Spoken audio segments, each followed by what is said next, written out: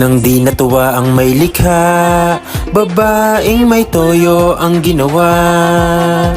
At may oras na magugulat sa kanya sobrang topa.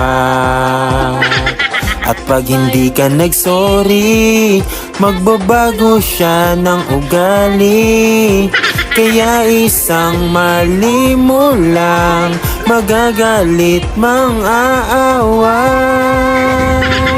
Suyuin mong babaeng may topak, magsorry ka hanggat may oras. Isipin mo, hanapin mo, kasalanang ginawa kung ayaw mong ika'y matodas.